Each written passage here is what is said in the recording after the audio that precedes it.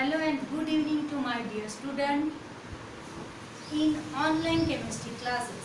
I am Durga Vaidya and today I am going to start a new chapter named is the solid state.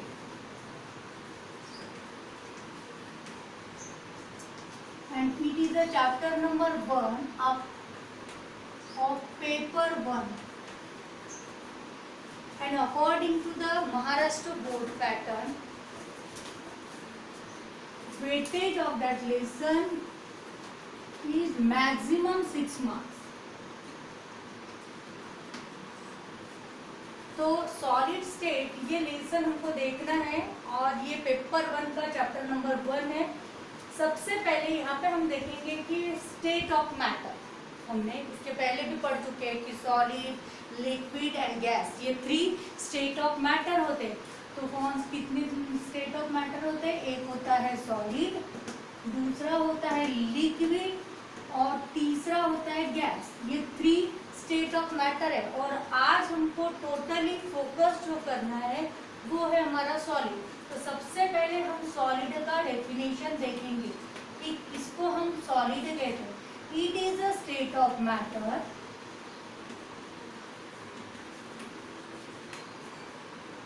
it is a state of matter in which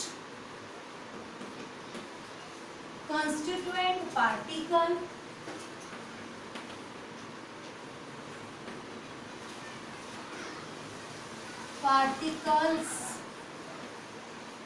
in which the constituent particles are bonded by strong intermolecular force of attraction. Intermolecular force of attraction. Intermolecular force of attraction. तो solid ये एक ऐसे state का matter होता है जिसमें constituent particle के बीच में जो फोर्स होता है वो बहुत ज़्यादा स्ट्रांग होता है। एग्जाम्पल अगर मैं लेना चाहती हूँ तो मैंने अगर चॉक ले लिया, chalk it is a solid. अगर मैं बात करती हूँ ये चॉक की, तो चॉक ये एक सॉलिड है और ये जो चॉक है वो छोटे छोटे टाइनी पार्टिकल से बना हुआ है। और ये टाइनी पार्टिकल का अरेंजमेंट कैसा होता है वो देखते हैं डायग्राम में। सपोज ये चॉक है और ये टाइनी पार्टिकल से बना हुआ है और ये टाइनी पार्टिकल जो है वो आपस में एक दूसरे से जुड़े हुए हैं और वो जुड़ रहे हैं by the strong attraction, उनके बीच में जो फोर्स ऑफ अट्रैक्शन है वो बहुत ज्यादा स्ट्रॉन्ग है। स्ट्रॉन्ग अट्रैक्शन के वजह से इंटरमॉलिक्यूलर फोर्स, ये मॉलिक्यूल और ये मॉलिक्यूल के बीच में जो फोर्स ऑफ अट्रैक्शन है वो बहुत ज्यादा है और इसी वजह से एक मॉलिक्यूल दूसरे मॉलिक्यूल से, दूसरा मॉलिक्यूल तीसरे मॉलिक्यूल से जुड़ के एक चेन बनी है और एक आपका सॉलिड कंपाउंड बना है। और इसीलिए यहाँ पे कहा है it is a state of matter in which the constituent particle are bonded, ये जुड़े हैं, are bonded by the strong intermolecular force of attraction. Now let's start the properties of the solid. Solid की क्या क्या property? सबसे पहली property है, हम सॉलिड को कैसे आइडेंटिफाई करते हैं? तो it has fix volume, mass, density, size and shape. हम सॉलिड कंपाउंड के पास फिक्स वॉल्यूम होता है, मास होता है, डेंसिटी फिक्स होती है, उसका साइज फिक्स होता है और उसका शेप भी एग्जैक्ट फिक्स होता है। सेकेंड पॉइंट होता है कि intermolecular force of attraction, intermolecular force of attraction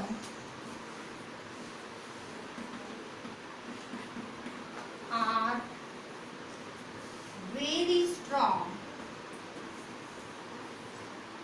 as compared to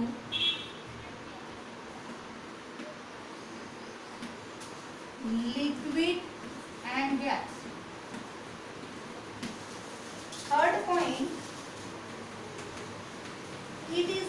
denser than liquid and gas. Liquid and gas. अब देखो ये दो पॉइंट्स को कैसे एक्सप्लेन करती हूँ। जैसे मैंने 3 वॉल्यूमेट्रिक फ्लास्क ले लिए सेम वॉल्यूम के,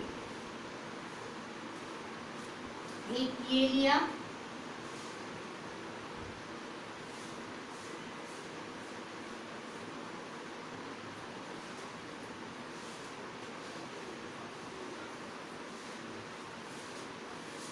तीन बीकर लेती हूँ।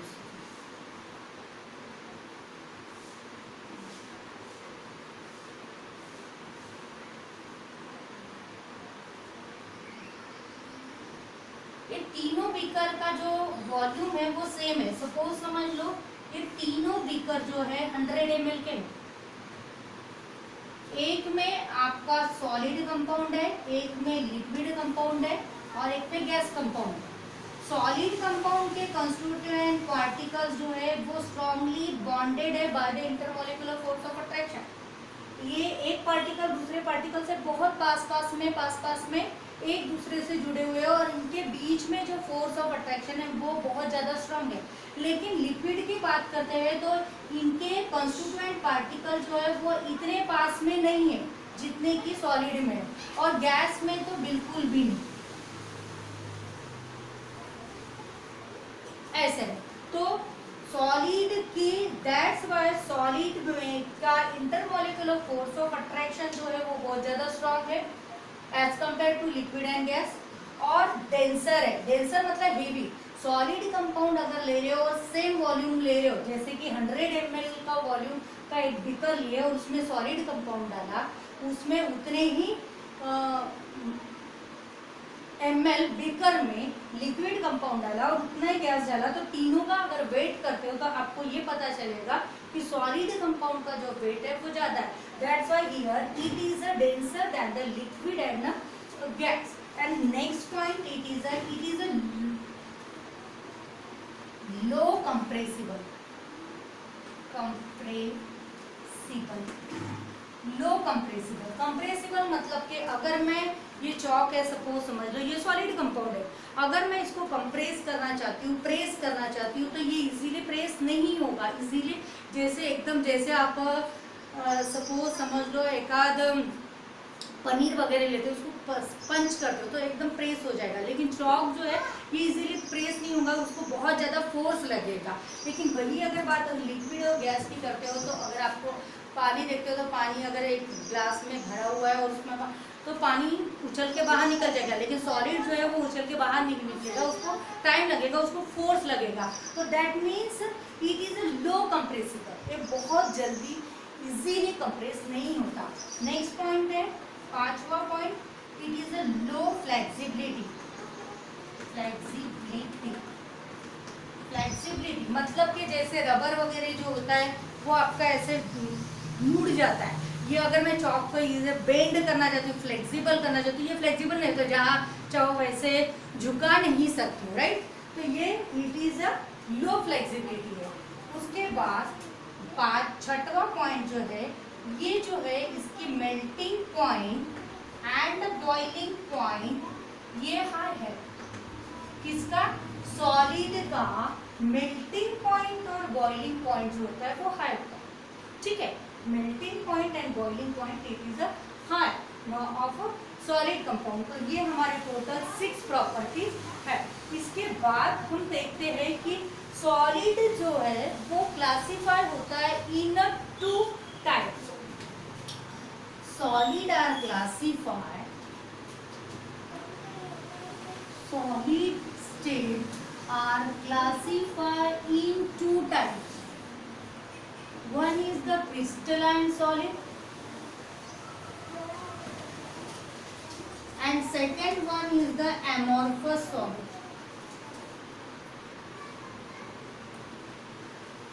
अब ये क्यों होगा? सॉलिड तो सॉलिड होता है लेकिन एक क्रिस्टलाइन और एक एमोर्फस क्यों?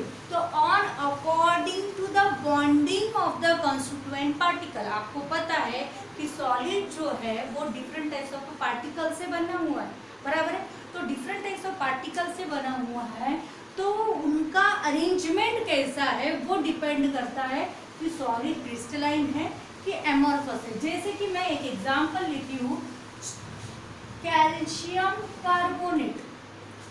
कैल्शियम कार्बोनेट से हमारा चॉक भी बना है और हमारा मार्बल भी बना होता है। चॉक, हाँ, ये कैल्शियम कार्बोनेट से बना है, और मार्बल जो है वो भी आपका कैल्शियम कार्बोनेट से बना है। लेकिन दोनों में क्या कंपैरिजन? तो चॉक जो है वो आपको पता है ये चॉक है, तो चॉक जो है इजीली ब्रेकेबल है, इजीली टूट जाता है। लेकिन मार्बल को अगर मैं इतना इजीली तोड़ना चाहती हूँ तो वो टूटता नहीं है। तो due to the presence of the what bonding of the constituent particle, constituent particles जो है उसके ऊपर डिपेंड करता है कि कौन सा कंपाउंड ज़्यादा हार्ड है और कौन सा कंपाउंड सॉफ्ट है, कौन सा कंपाउंड क्रिस्टलाइन है एंड कौन सा कंपाउंड एमोर्फस है। And according to the bonding of a constituent particle, solid state are classified into two type, crystalline solid and amorphous solid. तो now the crystalline solid जो होता है इनका डिफरेंस बिटवीन में पढ़ते हैं हम लोग, लेकिन एग्जाम में आपको राइट अ डिफरेंस बिटवीन भी पूछा जा सकता है या फिर separately property of a crystalline solid और a property of a amorphous solid भी पूछा जा सकता है। क्योंकि मैं एट डिफरेंस बिटवीन पढ़ाती हूँ, लेकिन अगर आपको प्रॉपर्टी सेम ओनली क्रिस्टलाइन का पूछा तो आप ओनली लेफ्ट साइड का लिखना, ठीक है। तो what is mean by the crystalline solid? Crystalline solid जो होता है वो एमोर्फस सॉलिड से कैसे डिफरेंट होता है? तो यहाँ पे क्रिस्टलाइन सॉलिड में regular arrangement of a constituent particle, regular arrangement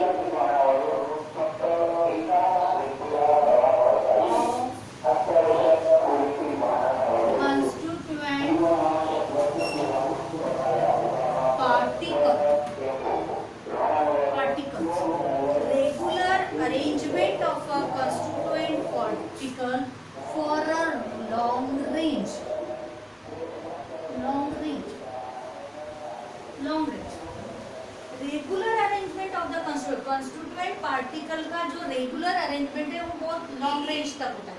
second, यहाँ पे regular arrangement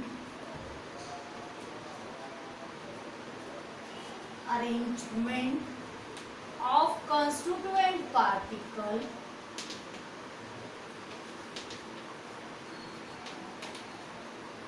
for a short range, ठीक है। तो यहाँ पे ये कह रहा है कि लॉन्ग रेंज है और ये है शॉर्ट रेंज। तो ये ये पॉइंट को मैं आपको एक डायग्राम से समझाती हूँ। एक मैंने पार्टिकल लिया और उस पार्टिकल का मैंने अरेंजमेंट किया। अब ये जो पार्टिकल है ये दो कंस्टिट्यूएंट पार्टिकल से बना है। एक ये सॉलिड कंपाउंड है, क्रिस्टलाइन सॉलिड कंपाउंड, और वो दो पार्टिकल से बना है। एक है ए जिसको मैंने एक सर्कल किया स्फेरिकल लाइन में, और बी जो है वो आपका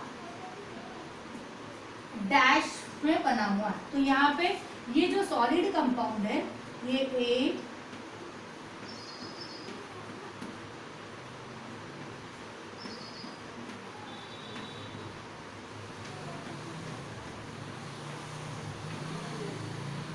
यहाँ पे रेगुलर अरेंजमेंट है कंस्टिट्यूएंट पार्टिकल का। दैट मीन्स ए के बाद बी, ए के बाद बी, ए के बाद बी, ए के बाद फिर से बी, ए के बाद फिर से बी, ए के बाद फिर से बी, और ए के बाद फिर से बी, ए के बाद फिर से बी। इस टाइप से इसका रेगुलर अरेंजमेंट, मतलब A B A B A, A B A B A, A B A B A, A B A B A, इस टाइप से इसका रेगुलर अरेंजमेंट है। यहाँ पे कोई चेंज नहीं हो रहा, ए के बाद बी, बी के बाद ए, अल्टरनेट चलते जा रहा है। लेकिन एमोर्फस सॉलिड में क्या हो रहा है, देखिए ये मेरा सॉलिड कंपाउंड है, एमोर्फस सॉलिड कंपाउंड है, और यहाँ पे भी आपके कंस्टिट्यूएंट पार्टिकल्स है।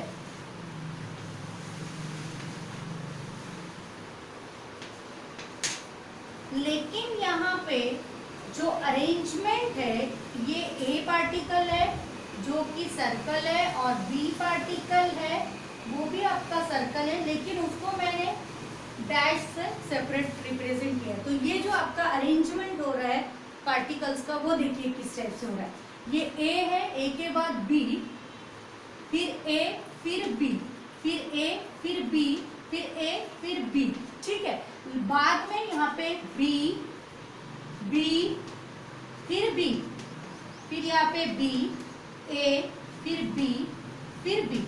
तो यहाँ पे जो है ये जो आपका अरेंजमेंट है शॉर्ट टर्म तक की है, थोड़े शॉर्ट रेंज तक की आपका रेगुलर अरेंजमेंट है और बाद में इसका डिसमैच हुआ है। समझ में आ रहा, चेंज हो गया अरेंजमेंट जो कंस्टिट्यूएंट पार्टिकल का है वो चेंज हो गया। तो इस वजह से कंस्टिट्यूएंट पार्टिकल यहाँ पे क्रिस्टलाइन सॉलिड किसको कहेंगे, जिसमें regular arrangement of the constituent particle for a long range. जितना बड़ा सॉलिड रहेगा उतना सॉलिड के सभी पार्टिकल का अरेंजमेंट जो है वो रेगुलर रहेगा, लेकिन यहाँ पे इर्रेगुलर अरेंजमेंट रहेगा। आप इसको ऐसे भी लिख सकते हैं, irregular arrangement of a constituent particle for a long range, irregular arrangement रहेगा, ये भी आप लिख सकते हैं। फिर सेकंड पॉइंट आता है crystalline solid, it is a what, crystalline solid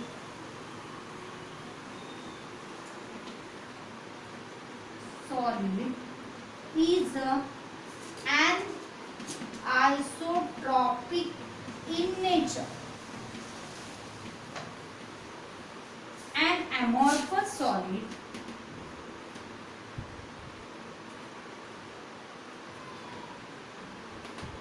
is isotropic in nature।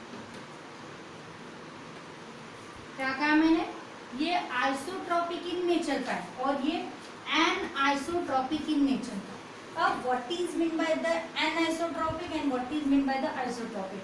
An isotropic का मतलब ये होता है कि हियर फिजिकल प्रॉपर्टी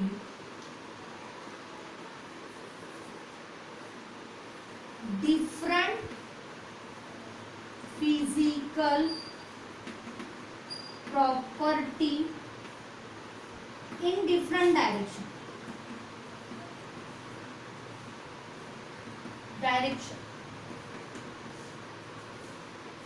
और आइसोट्रोपिक का मतलब होता है कि same physical property in different direction. मतलब देखो क्या कहा मैंने यहाँ पे, different physical property in different direction.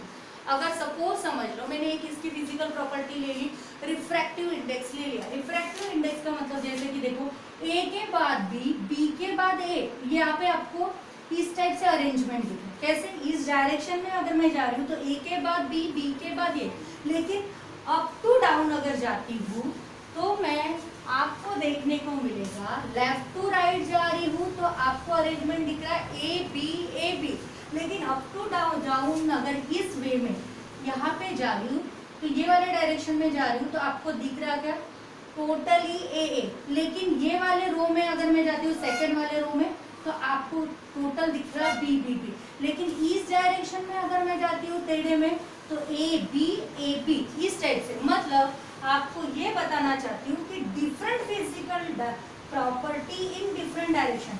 ये डायरेक्शन से जा रही हूँ तो प्रॉपर फिजिकल प्रॉपर्टी अलग है, ये डायरेक्शन से जा रही हूँ तो फिजिकल प्रॉपर्टी अलग है, इस डायरेक्शन से जा रही हूँ तो फिजिकल प्रॉपर्टी अलग है, अप टू डाउन जा रही हूँ तो अलग अलग रोज में अलग अलग फिजिकल प्रॉपर्टी यहाँ पे पाई जाती है। लेकिन same physical property in a different direction, यहाँ पे मैं अगर जाती हूँ तो यहाँ पे देखो इस डायरेक्शन में जाओ ए बी, यहाँ पे कोई भी हमारा मैच नहीं हो रहा ए बी, लेकिन इधर जा रही हूँ तो यहाँ पे भी आपका कोई मैचिंग नहीं है, यहाँ पे भी अलग अलग है, मतलब के अलग है, यहाँ पे भी आपका अलग है, इस डायरेक्शन में जा रही हूँ तो भी आपका अलग है, अप टू डाउन जा रही हूँ तो भी अलग है।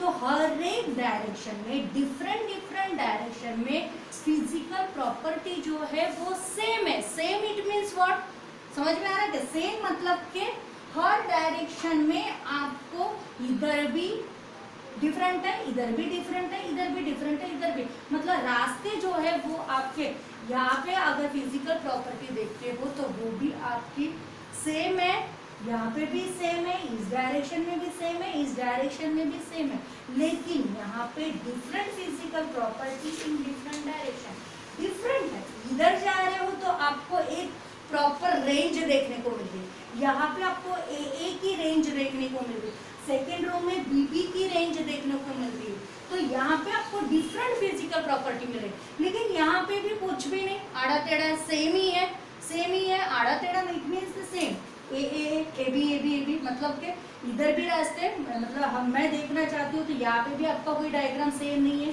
इस डायरेक्शन में भी कोई सेम नहीं है, अरेंजमेंट इधर भी हमारा सेम डायरेक्शन नहीं है, इधर भी सेम डायरेक्शन नहीं है, लेकिन मैं क्या कहूँगी कि यहाँ पे जो भी डायरेक्शन से जाओ हर जगह पे सेम ही दिखेगा। समझ में आ रहा? चाहे इधर से देखो तो भी सेम है, इधर से देखो तो भी सेम है, इधर से देखो तो भी, क्योंकि कॉन्स्टिट्यूएंट पार्टिकल का अरेंजमेंट जो है वो आपका क्या है, यहाँ पे इर्रेगुलर, यहाँ पे आपका रेगुलर है। ठीक है, ये हो गया आपका second point. Crystalline solid is the anisotropic in nature and amorphous solid is the isotropic in nature, और that's why here it is called as the true solid, इसीलिए इसको it is called as the true solid, इसीलिए इसको true solid कहते हैं, और इसको कहते हैं सुपरफुल सॉलिड, सुपरफुल सॉलिड और सूडो सॉलिड। इसको सूडो सॉलिड भी कहते हैं या सुपरफुल सॉलिड भी कहते हैं। समझ में आ रहा? तो amorphous solid it is also called as the supercooled solid और pseudo solid, and here it is called as the true solid. Here the melting point, next point है यहाँ पे, melting point and the boiling point is sharp, sharp होता है। यहाँ पे आपका जो मेल्टिंग पॉइंट होता है और बॉइलिंग पॉइंट होता है वो शार्प होता है। यहाँ पे आपका मेल्टिंग पॉइंट और boiling point is approximate, it is not a sharp.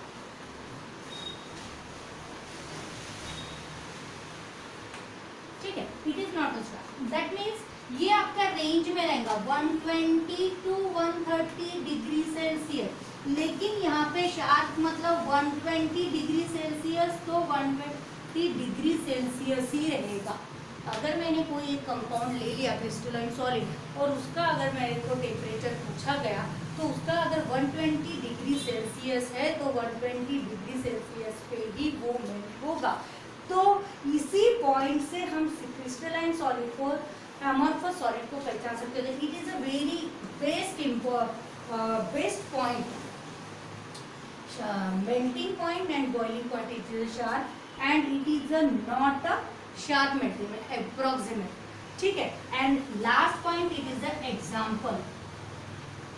Example है इसका, हम लोग क्रिस्टलाइन सॉलिड में कोई भी ले सकते हैं, जिंक सल्फाइड ले सकते हैं, कॉपर ले सकते हैं, एजी ले सकते हैं, एनीथिंग।